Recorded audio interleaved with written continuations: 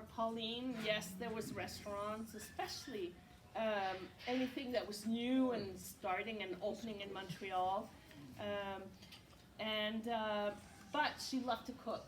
So Thanksgiving, Christmas were key events where she would make the turkey, make the roast beef, have the what's that called? That Yorkshire pudding. Yorkshire pudding. Thank you. I loved her Yorkshire pudding, and she learned it from her dad. And it was so good, and I think I made it once She went to since she left. drinking from her dad. Manhattan. Yes. Oh dear. So we said cards with culture. So in Montreal, yes, lots of culture. Yes, different shows. Yes, music. Yes, movies. But most of all, dancing. And again, for those of you who know Pauline, you know she loved to dance. And so did I. So anyway, Pauline's profession was in the fashion industry. And she started at some point or other working for Ralph Lauren, and that got her to work in Montreal and also in Paris and also in London. She came back to Montreal and started working for Tommy Hilfiger. So I'd like a show of hands. How many men here own a shirt that has Tommy Hilfiger on it, like a golf shirt or whatever? Yes. Okay, so Pauline probably had a hand in designing your shirt. That's what she did. That was her thing. She was in charge of men's Tommy fashion wear in Montreal. And she got to go to Hong Kong, she got to go to New York, she got to go to Amsterdam. And lovely Luna is showing us. Julieta. Oh, Julieta, I'm sorry. Keep up. Julieta, sorry. Okay. Luna's over. So anyway, so keeping up with Pauline and what she used to do, one of the things that we did together is we traveled a lot for pleasure.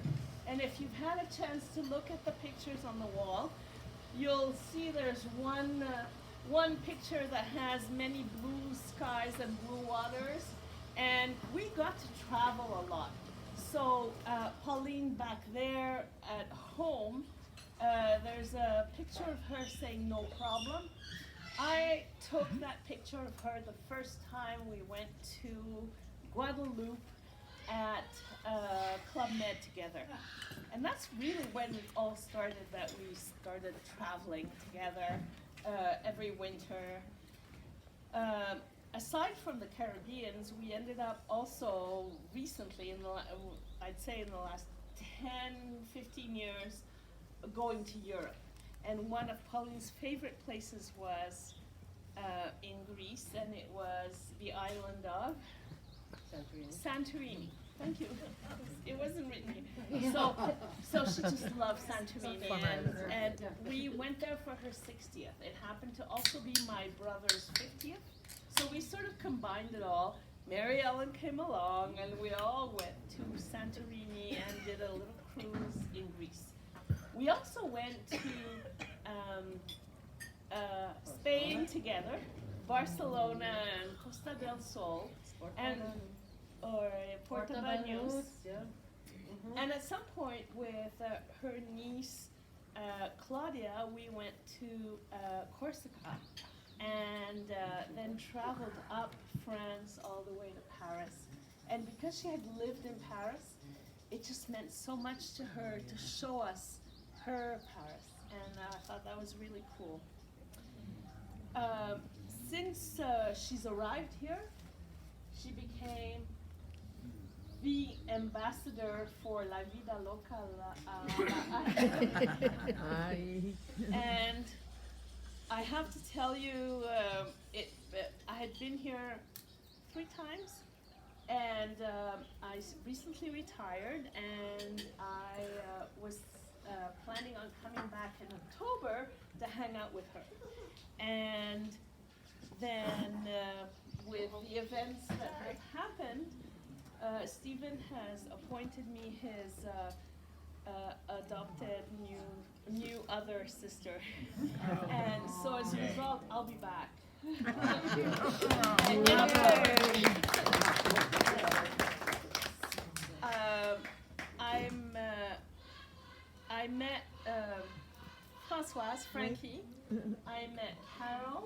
are you, Carol? Videoing. Oh, Carol, gracias, Carol. I met Jeanette.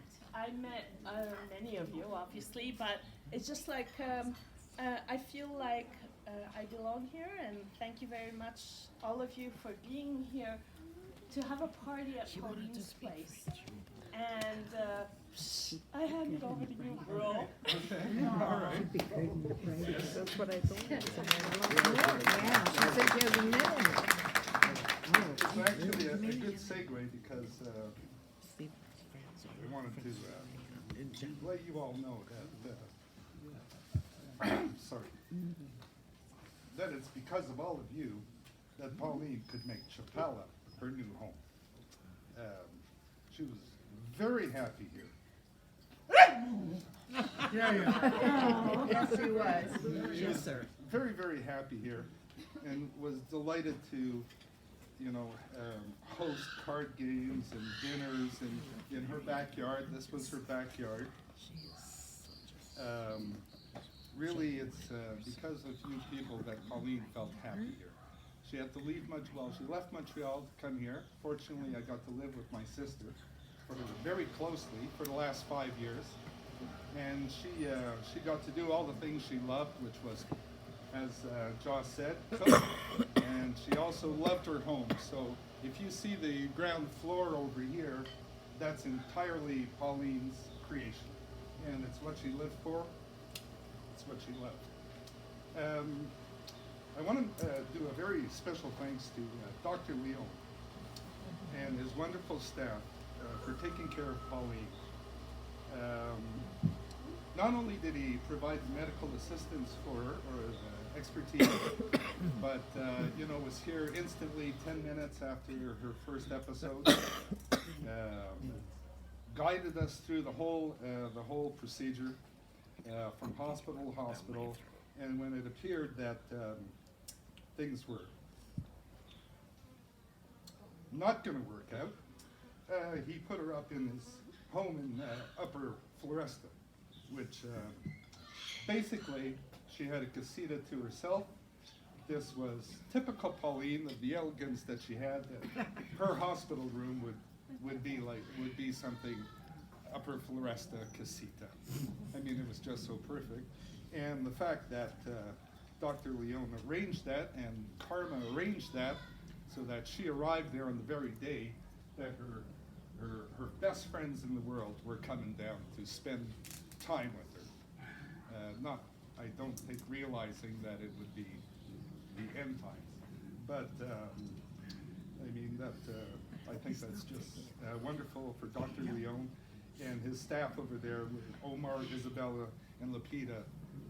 I'm sure it was a very traumatic experience for them too, because although it was a short period of time, it was a very emotional and very loving time with her friends there and Mary Ellen and myself by her side.